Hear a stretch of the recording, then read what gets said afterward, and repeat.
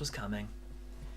This episode is what I like to think of as acceptable in writing, but also making Knight Rider SG just ridiculous.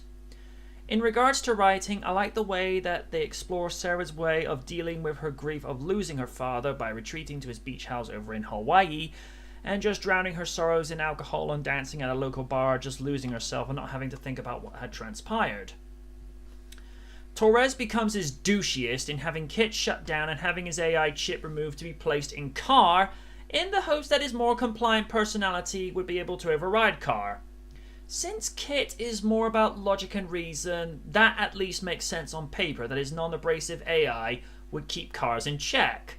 But as I've come to learn as a Knight Rider fan, nothing is what it seems. But the fact that his body was being stored at Area 51 was the start of the problems I had with this episode, because of all things, that just seems so cliche. If his technology had been reverse engineered from alien tech, then I could accept that. But this was another sign of the series jumping the Rex if it hadn't done enough of that already. It was plausible that he would upload himself onto the internet, as what else could he do? With mere seconds to spare before having his chip removed, and the only way that the team would be able to retrieve his AI without having to resort to breaking into Area 51 to steal back both his chip and his body. Furthermore, it was clever that he would leave a message within an MP3 on a music website, as mentioned by Zoe, that the government can access emails, so why would they look for a message within an MP3? But I've been wrong before. But as good as an idea that was of uploading himself onto the net was smart, when it gets revealed that one of his programs is on a kid's Xbox is where I found myself facepalming, as I could not take that seriously. I like the references to the original show when Flag, Knight Industries, the Knight Foundation were name dropped. Albeit it was probably done just to throw another bone to the fans, but it was nice to hear it. Now for the rescue of Kitt itself. Okay, this is where I will keep my snarkiness to a bare minimum. The build up to the rescue, with Mike being given non-lethal weaponry and his infiltration of Area 51, was good, as it showed the team were not going to take lies over this, as that's not what they represent. Also, I liked that they had to work within their means, given they no longer had access to government satellites since they had been shut down. The use of AC/DC's Runaway Train just made the rescue scene more awesome, as it added the necessary tension and excitement of Mike watching his six, and to see the Kitt Stang burst out of the complex was such a satisfying visual. Then comes Karr. Gosh dang it. I'm glad that the OG in Peter Cullen came back to reprise his role from the original series, and his delivery was awesome. That's not what I have a problem with. It's lines such as, "Kitt must die! I must merge with you, Michael Knight!"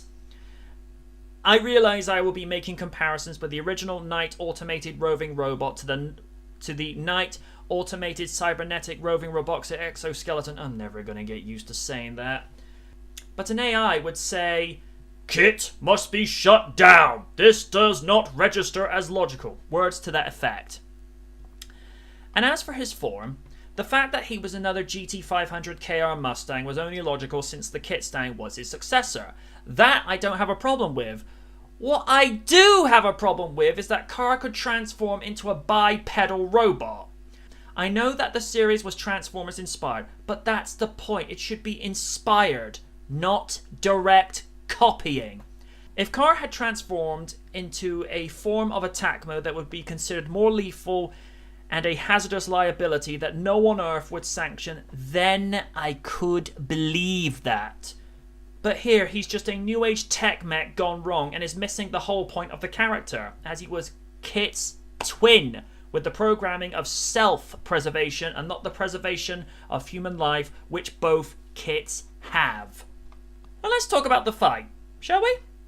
You'd think with all the advances in special and visual effects since 1982, they would be able to do more with this fight scenario than that of fall of 1982 and 1984 respectively, and have it go on longer. I'd like to be able to say that, but this fight lasts for only a 2-minute scuffle. What makes it even more cliche is that Kitt, who has only just been reactivated despite his nanoskin being non-responsive and only having his grappling hook and turbo boost operational, is able to defeat Karr by turbo boosting through his core and also freeing Torres, who had been taken captive by the maniacal mech. This could have been a more pleasing fight that would have separated this from the previous encounters from the original Karr and Kitt in Season 1 and 3 respectively from the original series, but it was reduced to 2 minutes for budget reasons. One thing that has been asked over the years is why would Grayman make a second Karr knowing how rebellious the original was? Because logic would dictate if something does not work the first time around, then why attempt to repeat it if you know what the outcome will be? This is what we call textbook insanity, in where you do the same thing over again expecting a different result, but it's the same each time. It was bittersweet seeing Torres bite the dust. Even though I couldn't stand the character, he realised that he fudged up, reactivating a machine that was not capable of being compliant for human safety. The second time that Wilton Knight's name was mentioned in the series, the first time since the SG pilot. That I found to be very respectful, as although it had been 26 years since the character had passed away in the show, it was nice that the producers had not forgotten where the show came from, and he was the man in the story that made Flag and Kitt happen.